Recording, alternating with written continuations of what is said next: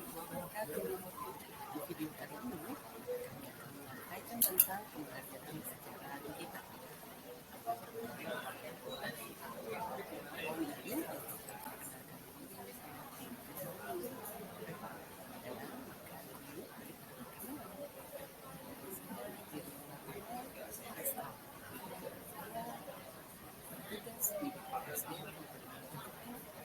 Online prinsip saya tidak ada hal yang tidak bisa dipelajari, misalkan dalam mencoba dan melakukan. Belajar mulai dari mainan hingga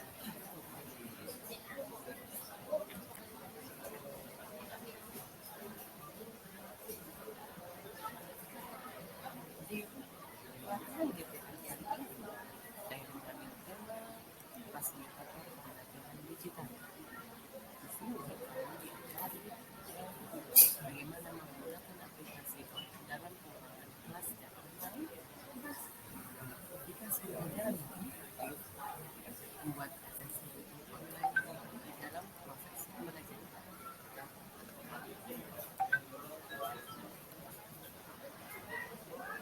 Hal ini merupakan hal yang baru khususnya bagi saya, bukan merupakan cara dulu. Di sini kami mendapatkan ilmu baru, pengalaman, dan video kelas online, fasilitator, mentor,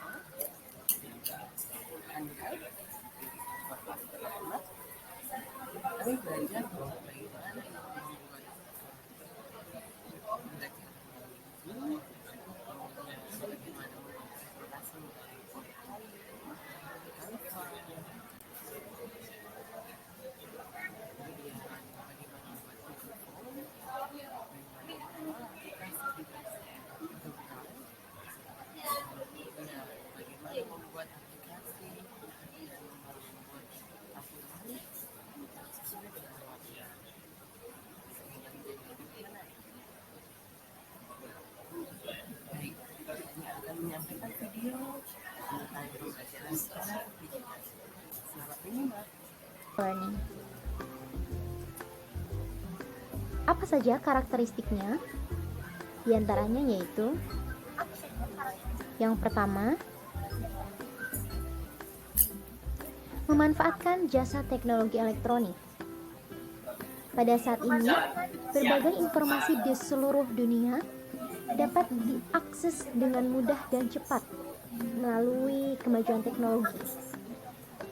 Bahkan usia muda pun sudah banyak yang mulai aktif menggunakan media elektronik seperti gawai atau handphone, lalu juga komputer atau bahkan laptop, serta dapat mengakses internet. Berbagai alat elektronik tersebut digunakan sebagai media hiburan yang biasanya mereka menggunakannya untuk bermain games, menonton film, dan lain sebagainya. Kebiasaan tersebut memiliki dampak yang negatif, tetapi tidak selalu memiliki dampak negatif. Media elektronik juga dapat memiliki dampak yang positif, tetapi tergantung dari penggunaan media tersebut.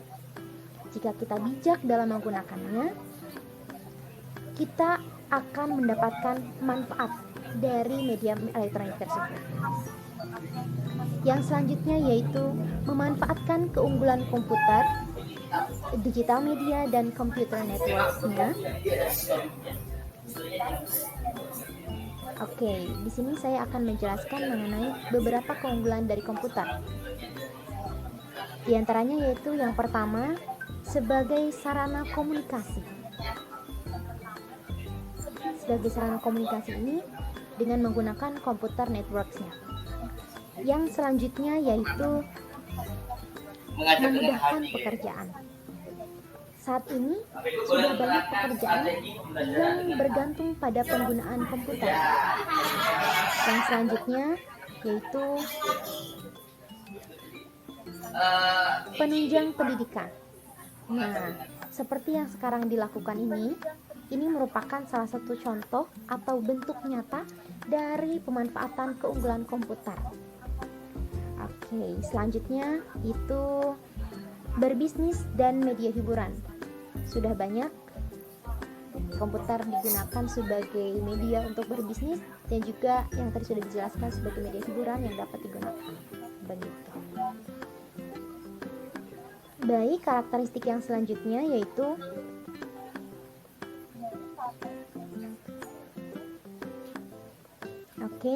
menggunakan bahan ajar yang bersifat mandiri atau yang disebut dengan self-learning materials.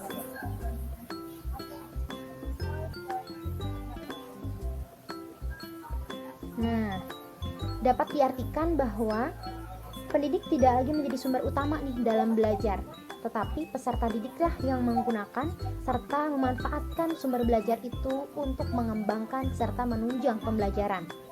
Yang dapat diartikan bahwa peserta didik, maksud saya, dapat mengeksplor sendiri bahan pembelajaran.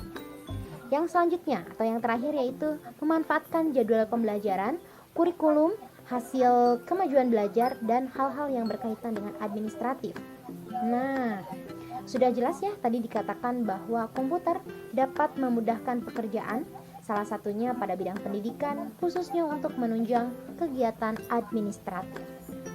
Begitulah karakteristik dari digital learning. Baik, di sini saya akan melanjutkan pembahasan mengenai kelebihan dan kekurangan dari digital learning. Apa sajakah kelebihan dan kekurangan dari digital learning tersebut? Bahasan selanjutnya yaitu kita akan bahas mengenai kelebihan. Yang pertama yaitu lebih mudah diserap. Maksudnya pembelajaran daring kan biasanya menggunakan fasilitas multimedia yang berupa gambar, teks, animasi, suara maupun video. Nah, itu memudahkan bagi siswa untuk belajar, memudahkan untuk memahami materi dengan menggunakan multimedia tersebut. Kelebihan yang selanjutnya yaitu lebih efektif dalam biaya. Maksudnya di sini yaitu tidak perlu adanya minimum audiens. Biasanya harus konferensi call dan lain sebagainya. Ini bisa digunakan di mana saja, kapan saja, dan sesuai kondisi. Selanjutnya yaitu lebih ringkas. Artinya tidak banyak formalitas kelas, langsung pada pokok bahasan, dan juga sesuai dengan mata pelajaran tertentu. Yang pastinya sesuai dengan kebutuhan ya. Baik, tersedia 24 jam per hari dengan 7 hari per minggu. Penguasaan materi tergantung pada semangat dan daya serap siswa. Namun tetap masih bisa dikontrol atau masih bisa dimonitor dengan menggunakan e-test. Gitu ya.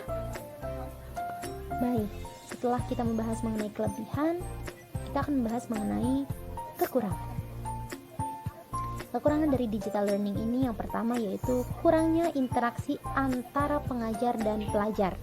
Maksudnya adalah kurangnya interaksi sosial. Dalam hal ini, e-learning membuat adanya ruang berjarak antara pemberi materi atau pengajar dengan target pada pembelajaran yang dimana itu merupakan peserta didiknya. Begitu ya. Baik, yang selanjutnya yaitu tidak semua tempat tersedia fasilitas internet. Mungkin hal tersebut berkaitan dengan ketersediaan listrik, telepon, maupun komputer, yang nyatanya hari ini ketersediaan akan hal tersebut belum merata. Gitu ya. Yang selanjutnya yaitu kurangnya penguasaan bahasa komputer atau media elektronik lainnya. Dengan menggunakan media elektronik dalam pembelajaran merupakan sesuatu hal yang baru yang mengharuskan adanya penguasaan pada bidang tersebut. Jadi harus adanya proses belajar dalam menggunakan komputer. Baik, selanjutnya yaitu proses belajar mengajar cenderung ke arah pelatihan, bukan pendidikan. Dengan adanya tuntutan dalam penggunaan e-learning, siswa cenderung fokus pada bagaimana cara menggunakan e-learningnya daripada pokok bahasan materi yang disampaikan.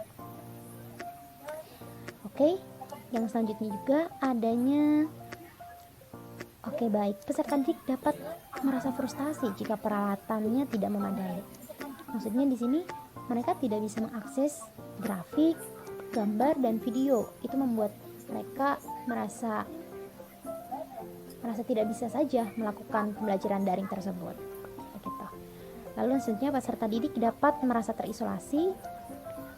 Lalu yang selanjutnya, akses pada komputer yang memadai dapat menjadi masalah tersendiri bagi peserta didik. Yang terakhir yaitu kurangnya sumber daya manusia yang menguasai internet. Terlebih dengan tuntutan zaman saat ini mengharuskan manusia dalam melek menggunakan teknologi. Apa saja karakteristiknya? Di antaranya